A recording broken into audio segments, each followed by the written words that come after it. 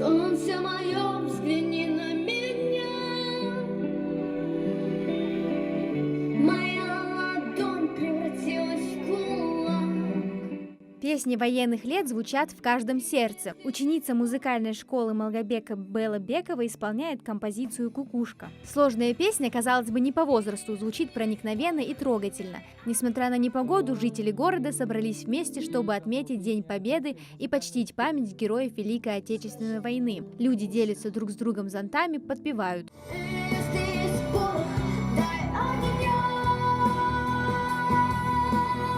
Особую атмосферу празднику придали юнормейцы и кадеты, которые надели парадную форму, мундиры с блестящими пуговицами и белоснежные перчатки. Юные участники с гордостью несут знамя победы, выглядят настоящими защитниками Родины, и звучат здесь только военные песни.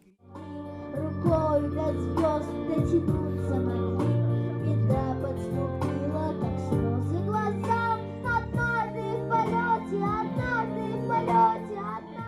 До Дня Победы осталось 2 дня. По всей стране проходят праздничные мероприятия и акции по раздаче георгиевских ленточек. В стороне не осталась и наша республика. Ингушский народ внес свой вклад в борьбу с фашизмом. Более 20 тысяч ингушей сражались в рядах Красной Армии. Ведущие напомнили о выдающихся земляках, которые были удостоены высокого звания Героя Советского Союза. Женщины, старики и дети работали на полях и заводах, обеспечивая фронт всем необходимым. Собирали теплые вещи, продукты для солдат. Наш народ нанесли нацизму сокрушительный удар. Мы обязаны бережно хранить события тех лет, передавая из поколения в поколение, чтобы память о днях, опаленных огнем, жила не только в наших сердцах, но и в сердцах следующих наших поколений. Песни – это еще не все. Праздничная программа насыщенная. Юнормейцы читают трогательные стихи о войне и победе. Вы бой вели, священный бой. Благодарим, солдаты, вас за жизнь, за детство и весну, за тишину, за мирный дом, за мир, в котором мы живем. Еще тогда нас не было на свете, когда с победой вы домой пришли. Солдаты мои, слава вам навеки от всей земли.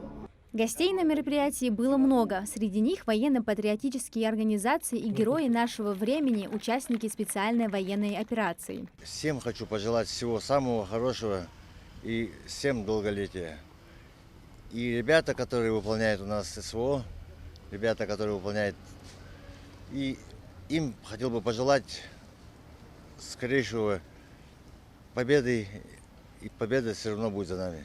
Среди присутствующих были и те, кто потерял на войне своих родных и близких. Маленькая девочка держит в руках фотографию молодого солдата. Это ее дед. Семейными историями о своих предках, о том, как они сражались и работали в тылу, рассказывают и другие.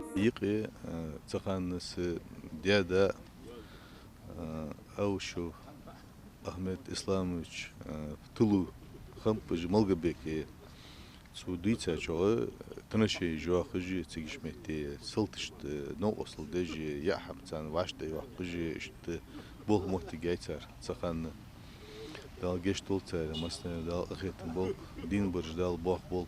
Воздушные шары, улетающие в небо, стали не только красивым завершением мероприятия, но и символом единства и сплоченности народа. Каждый шар символизирует мир, надежду и благодарность героям, подарившим нам мирное небо над головой. В конце же все смогли возложить цветы к вечному огню.